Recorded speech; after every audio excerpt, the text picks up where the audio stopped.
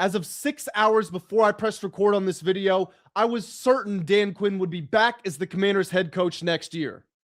Now, I'm more confident than not that he will be out of a job in short order.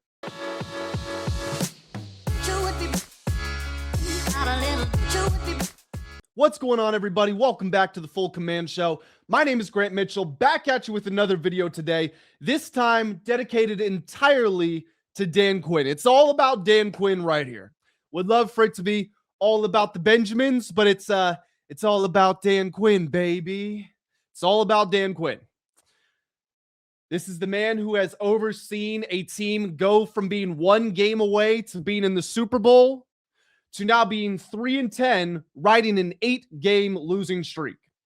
And I'm not here to kick a man when he's down, because that's not what I want to do. That's not what I believe in. I don't believe in taking low blows. What I am going to do is I'm going to give you a very fair, objective reality, point out inconsistencies and hypocrisy, and talk about why I think Adam Peters might already be running the show and Dan Quinn is on borrowed time. So we are going to jump into all of that in this video. If you guys are excited, if you enjoy the content, make sure that you do leave a like on this video. Hit the hype button as well. That helps me out tremendously. And if you are a new viewer, make sure that you hit the subscribe button. And as we go through here, whether you're a first-time viewer, regular viewer, whether you agree, disagree, love me, hate me, anything at all, go to the comment section and leave me your thoughts there, because this is not only my channel, this is your channel. This is your forum. And I genuinely want to know the thoughts of every Commanders fan out there who happens to see this video. So I'm going to make some very bold declarations in this video. I'm going to be brutally honest. So I want to start off with a disclaimer. Everything in this video is related to performance and facts and things that have happened and tangible evidence that is in front of us. Nothing about this is an attack of Dan Quinn's character, because I have a tremendous amount of respect for Dan Quinn. I've tried to draw lessons from him on leadership. I look forward to being able to hopefully applying those at some point in my life.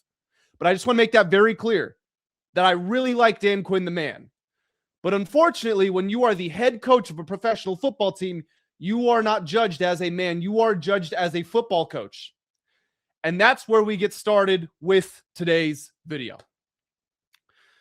Dan Quinn's press conference on Wednesday afternoon has completely transformed my opinion on so much of the Commanders' future and the inner workings and everything that's going on in that building right now.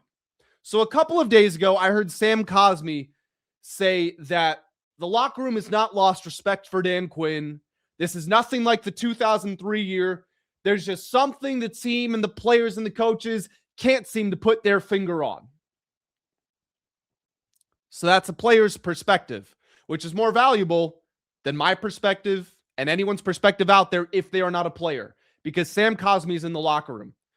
This is not about players not respecting Dan Quinn at all. I'm not going to cross that bridge because I don't think it's one to cross. I think they respect Dan Quinn wholly. Again, this is not about him, the man. While the players might not have lost confidence in Dan Quinn, I believe Adam Peters has. As I mentioned in the intro of this video, just this morning, I thought it was a guarantee Dan Quinn would be back as head coach next year. And I'm not someone to overreact to new evidence. I try to be patient. Sometimes I could still do a better job than I do. I could be more patient than I am. But this is not a reaction to one event, one loss, anything like that. Let me elaborate on what I mean here. First, let's start with the obvious, as a matter of fact, before we jump into why my opinion has changed. Let's just start with the obvious. He's a defensive head coach who is overseeing one of the worst defenses in the NFL. By some measures, one of the worst defenses in 20 to 30 years. You want evidence of how bad things are? Well, we've lost 8 straight games, and 5 of those losses have come by at least 21 points. That's the first time in 20-something years, I think. Pretty close to it. The Vikings lost to the Seahawks 26-0 a week and a half ago. And J.J. McCarthy didn't play. But J.J. McCarthy is also not very good at football. Sad reality for the Vikings fans. And I'm not trying to take shots at you guys. Genuinely, I'm not. Your quarterback just isn't very good. I'm sorry. It is what it is. They lost 26-0 to the Seahawks. They turn around and they beat us 31-0. A 57-point swing.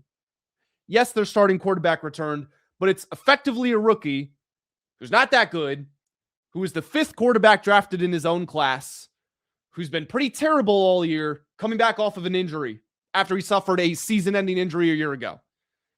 That's not the same as going from Patrick Mahomes to Nathan Peterman. It's not that seismic of a paradigm-shifting move. So that's a 57-point turnaround. Let's get down to business here. The reason that my opinion has changed so sharply is the Jayden Daniels timeline. It makes absolutely no sense, to the point that if I really tried to figure it out, I would end up going bald because I would rip all of my hair out.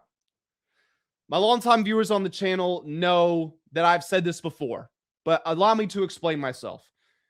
My brain is based in logic. Some people, they're based in math. Some people are artistic. Some people are experiential workers or learners. Some people are visual learners. Some people are auditory, right? My brain is based in logic. Now, this is not me saying that I'm smarter than anybody. That's not what I am saying. What I'm saying is, if you tell me A is B and B is C, I instantly think A is C. Or if you just give me those variables, then I'm going to try to figure out how they correlate to each other. I'm going to try to figure out how they line up. That's the way that my brain works. It looks at things like puzzles. Again, this is not about my intelligence, because I don't think I'm the smartest. I don't think I'm the sharpest. I don't think I'm the sharpest tool in the shed. I don't think my elevator goes as high as other people's, okay? I don't think I go up to the 99th floor. That's just the way my brain works. So trying to make sense of this Jayden Daniels timeline leaves me totally dumbfounded. So let's review. He's healthy enough to start and play on Sunday. Goes through the week of practice. We get footage of him. Everything looks good. He's ready to go. So we're playing. He gets bumped, falls down, lands on his elbow. Ouch. That really hurts. For a guy who dislocated it a couple of weeks ago, I can imagine that's pretty painful. That's pretty sore. Dan Quinn says after the game and the next day on Monday that Jayden was cleared to return. The fall hurt. It did not exacerbate the injury. There was no new injury. It was not worsened. It just hurt. He was cleared to return to the football game. We heard that from Dan Quinn. DQ said it was his decision to keep Jayden on the sidelines. Now I want to pause here. I want to go back to Wednesday's press conference. And I want to give huge respect to Ben Standig, who asked the questions that needed to be asked. He basically said, what was the decision to hold Jayden out of the game if he was cleared to return? And he hinted at the fact that the team was only down 17-0. It was early in the second half. If you're going to bench a quarterback because it's out of hand and you don't want to risk injury, that decision normally comes later in the games. So what does DQ say? He said it wasn't about the score. It was about the feel of the game. So let's review this. So Jayden, at the time that he got injured against Minnesota, or banged up, whatever we're going to call it, because he did not suffer a new injury and he did not make the injury worse. He didn't re-dislocate it. Jayden was 9 of 20 for 78 yards with 1 interception. There was 8:16 left in the third quarter. We had exactly 1 more yard than the Vikings did. We were averaging 4.5 yards per play. They were averaging 5. You got that? Let's keep it in a box, okay? Score 17-0, about 9 minutes in the third quarter. Jayden, 9 of 20 for 78 yards and a pick. We have 1 more yard than they do. 4.5 yards per play to 5 yards per play. Let's go to the Seahawks game. Jayden is in the fourth quarter. He got injured with 7:39 remaining. We were losing 38-7. Now that's contextual, and Dan Quinn said it wasn't about the score.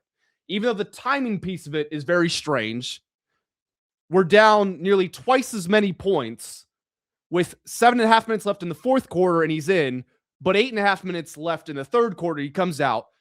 Keep that on the side because DQ said it was about the way the game was going. Jayden in that game, this is off the top of my head, I believe he was 15 of 22 for 160-something yards and an interception. The Commanders had 247 yards to the Seahawks 409. We averaged 4.6 yards per play to their 9.1. So they were more than twice as productive as we were.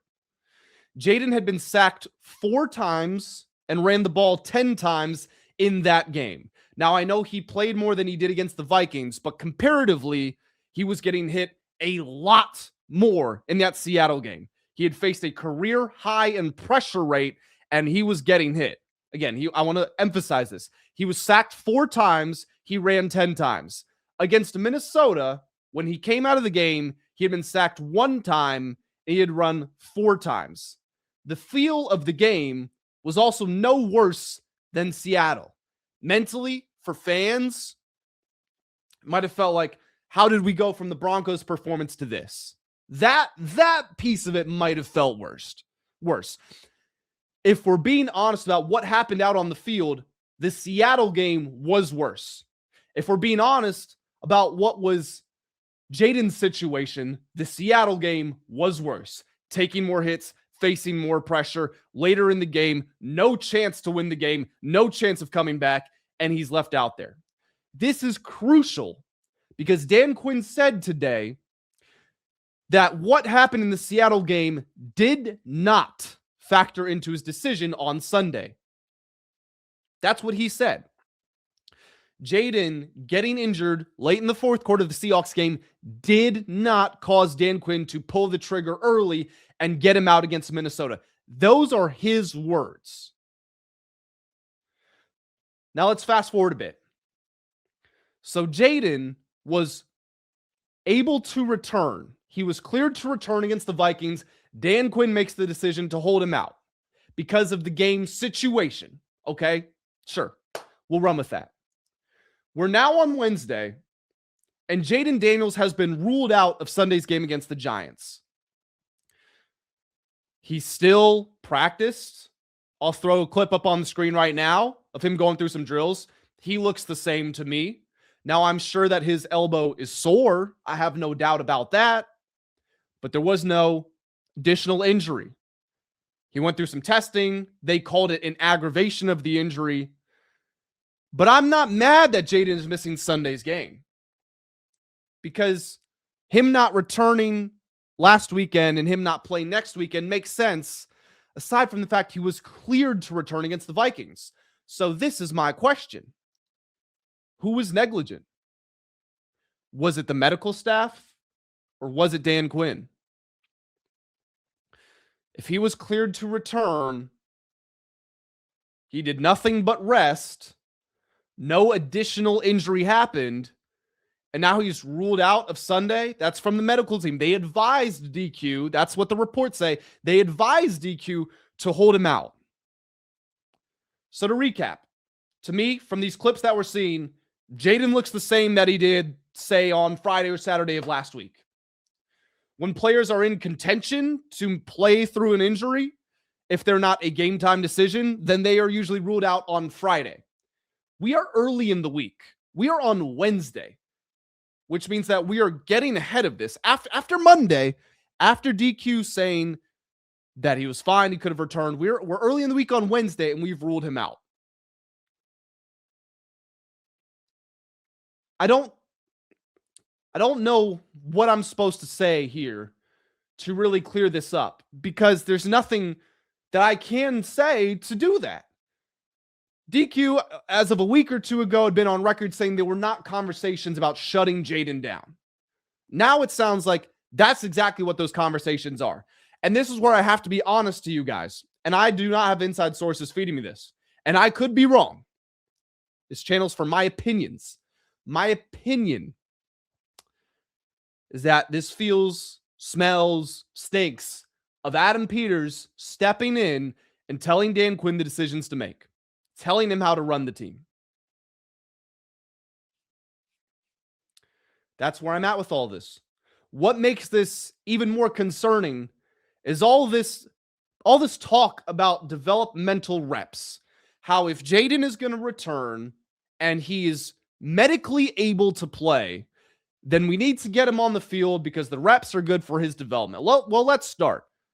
This is something I said even before Jayden came back. I don't see how reps will be developmental in this situation because the team is putrid. That's number one. But number two, they have confirmed by saying Jayden could return last week, saying he didn't get additionally injured and he does not play next weekend. They have confirmed they are picking and choosing where to apply this developmental rep stuff. And the brutal answer is that's not real. You can't do that. You can't say the first half of this game, not the next game, but then 4 quarters of the game after that, those are where he's going to develop. That's not how it works. Imagine if going into a game you said, okay, Josh Allen is going to have a good game today. He's going to throw an interception in the 3rd quarter of the next week, so we'll take him out for that series, but then we're going to put him back in the 4th quarter because he's going to lead a game-winning drive. You don't have scripts like that. So the developmental rep stuff it's out the window. That is no longer an option when we have these conversations about should Jayden come back or not. And this, as fans, this isn't our fault. If you were someone who believed that he needed the developmental reps, you're good. What I'm saying is not a reflection of you because you are not trying to nitpick where he should and should not play.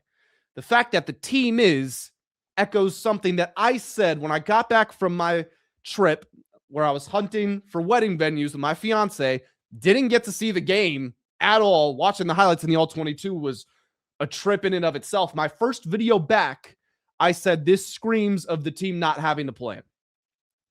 That's where I'm at right now. So now let's get into this. Why would Adam Peters fire Dan Quinn? We are headed for another rebuild. Don't kid yourself. That's what our record tells us.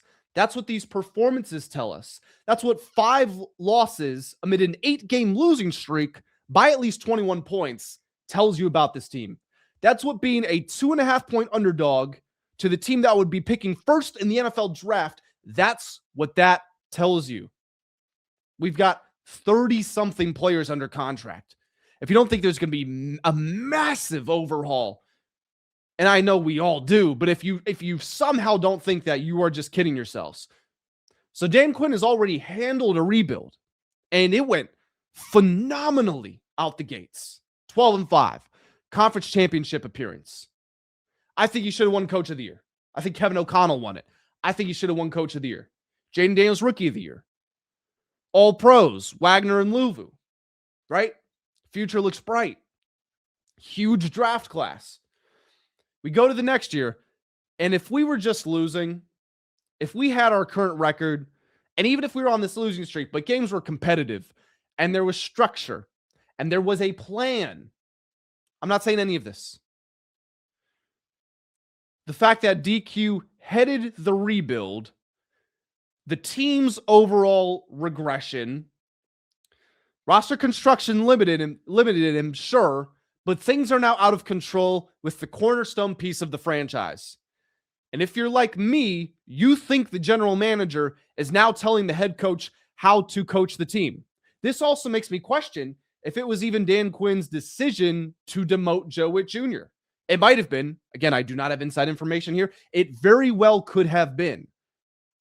But if I'm to believe AP is now telling him what to do with his quarterback, am I going to say it's out of the realm of reality that AP was the one who told him what to do with his coordinator when we had one of the worst defenses in the NFL, when we lost 4 straight games by 21 plus points?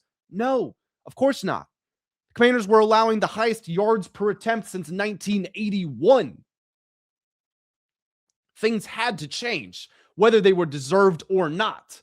Eventually that happened, but was that DQ's decision? I don't know. You can make the argument that it wasn't, given Dan Quinn's constant commitment to loyalty and his guys. Let's take performances out of it. Forget about the record. Forget about the point differential on the field. Forget about all that stuff. Let's just talk about management and decision-making. The Noah Brown IR debacle, where he doesn't play for 4 weeks, not being put on IR, and then he's put on IR. Terry aggravating his injury as soon as he comes back.